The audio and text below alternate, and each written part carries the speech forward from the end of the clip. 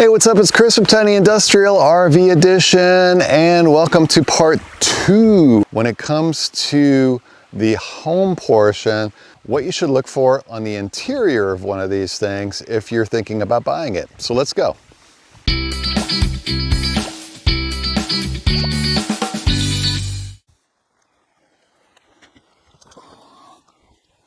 All right, so welcome inside my RV and the home portion of the motorhome. This is the living area. This is the other thing you need to be concerned about when buying an RV, because there are certain things that can go horribly wrong in this portion of it that have nothing to do with the mechanicals of moving from A to B, but have to do with the livability of this space, right?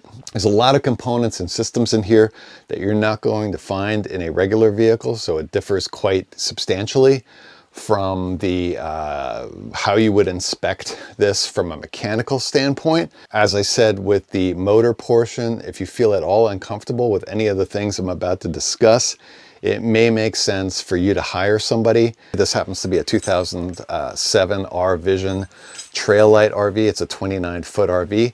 It has 3 bump outs. It's got one over here, it's got one here, and it's got one in the back in the bedroom. The bump outs are, to me, fairly terrifying, because if one of these things breaks, if one of these things gets jammed or locked in the out position, you're basically stuck. You're not going anywhere because you can't drive with them out. So first and foremost, if the motorhome that you're looking at has bump outs, try them out. Make sure that they go out smoothly. Make sure that they come back in smoothly. I'll show you what I'm talking about. This one here is actuated through the control panel, and we do the out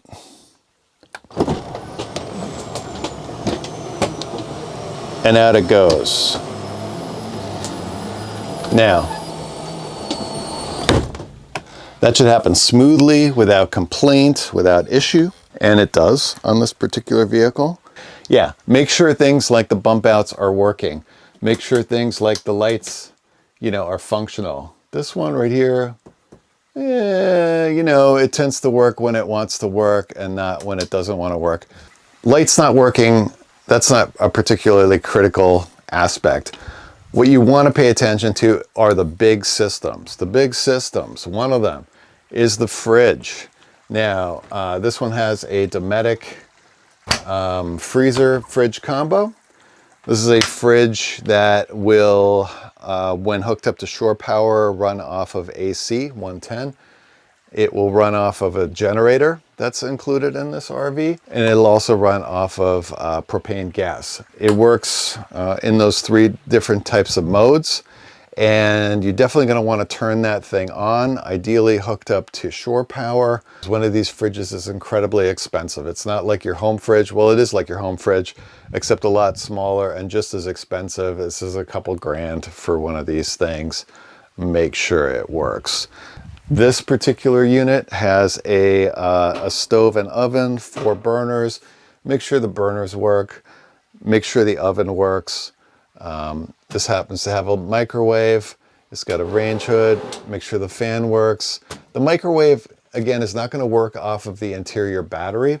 So these RVs have 2 different systems, right? They have the battery power that runs things like the lights in here, the water pump, which I'll get to in a minute. Those are those systems that require very little power, and you don't need to have the engine running and so forth, or the generator running to use those. If you want to use the microwave, you need to either be connected to shore power. There's a TV behind the camera, same thing. You need to be connected to shore power or be running the generator for that to be able to work. Beautiful. Right above me right here is the air conditioning unit. Now, this air conditioning unit, again, will only run if you're connected to shore power or the generator is running. Another super expensive component that you want to make sure works flawlessly.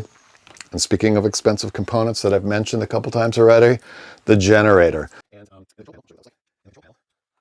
There is an hour meter. So this shows you the number of hours that generator has run. This one happens to be, what is that, 182, 162 hours. And here's the on-off for the generator, so that should fire up right away. This was the button I used to move the bump out in and out. You have a water pump button. When you flick that on, the water pump should engage, and it should be pressurizing the water system. Make sure it does that. Over here you have the levels, so LPG, and you can see that I have 3/4 of a tank of that available to me. Battery is fully charged.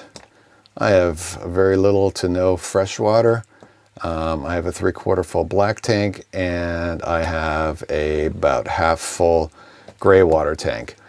Every motorhome is going to have a panel of this kind. This one happens to be called Command Central, which is pretty friggin' cool and very powerful sounding. But look for this, make sure everything works in this, and make sure that the generator starts. Okay, so here we go. We're going to fire up the generator. You're going to want to do this. Hold the button until you hear it fire. There it goes. Release. And at this point, that hour meter is going to start clicking away, tenths of an hour. You can kind of hear it clicking. But yeah, once that generator's running, now's your chance to try out everything else that's part of this particular unit. So the microwave has come online. You'll see 2 little dots up here, and you can, you know, program stuff into the microwave. You probably don't want to run it empty, so that's working. I told you about the air conditioning unit. So this RV has a thermostat over here. That's right there. And now if we set it to cool, there's a temperature in here. It's set to 71 degrees. Now it's 70 degrees. The air conditioner kicks in. Very nice. So that's running. The generator typically will only run if there's more than a 1/4 tank of fuel in the gas tank. A lot of these generators run off of the main gas tank in the RV. This one happens to have a 45-gallon tank. So if you're, you know, down to like 10 gallons in the tank, a 1/4 tank, the generator will no longer run. Why is that? That's because they don't want you to kind of like drain your fuel tank by running the generator because you wanted air conditioning for the night, and now all of a sudden you can't make it to the gas station because you've blown through your entire gas tank and you've drained that. So that's a safety feature. Now, a lot of RVs that you might be looking at may have less than a 1/4 of a tank of gas left in them. If somebody tries to tell you, hey, look, sorry, you can't run the generator because we got less than a 1/4 tank, I would say, let's fill it up to, you know, to a 1/3 of a tank, and let's run the generator. I would not let somebody use that as an excuse for me not to be able to try out the generator. Well, let me turn this air conditioner off because it's very loud. Ice cold though.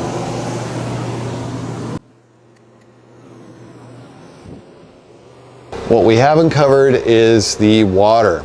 So there's going to be a freshwater tank on most of these units. There's going to be a gray water and a black water tank, as you saw in the command center. Definitely try out all those systems. Make sure that the line's pressurized. Make sure that there's no leaks. Open up the cabinets. Look for any dripping. Look for any signs of water damage from that, and test that out. Again, if somebody says, oh, there's no fresh water in the tank, that would make me really nervous not to be able to try that out. The other thing is, yeah, that also pertains to obviously the shower. That brings us to our next system, which is the water heater that is located on the outside. In this particular unit, it has both an electric water heater, which you could utilize when the generator is running, as it is now. You could heat the water electrically. I believe it's a 6-gallon. That'll heat the water with electricity, or you can use propane to heat the water with as well. While we're here, and the generator's running, let's test the fridge. turning this thing on.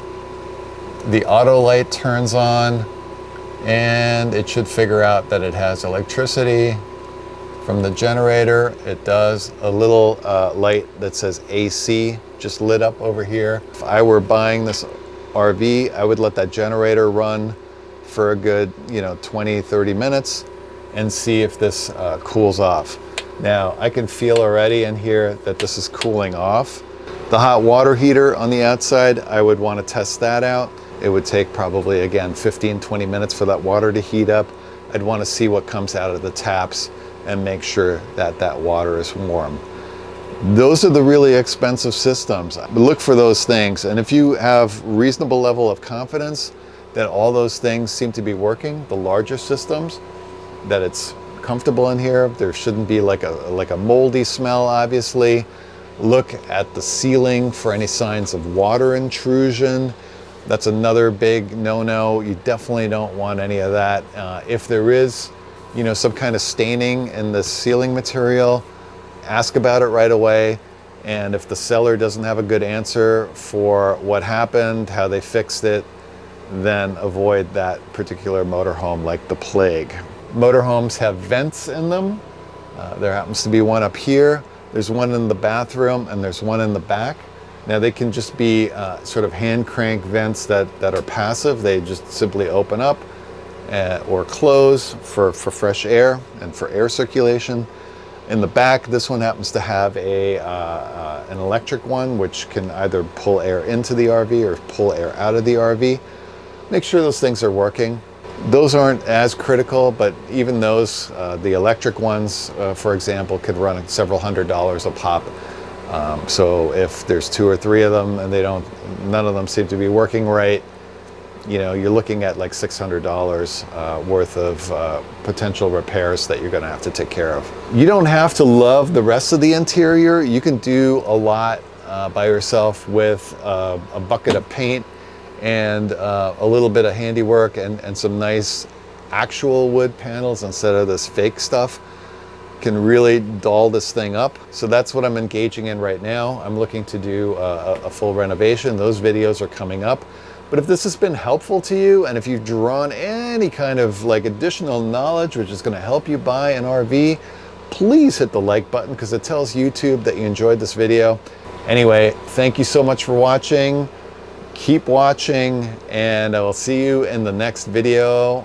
Peace.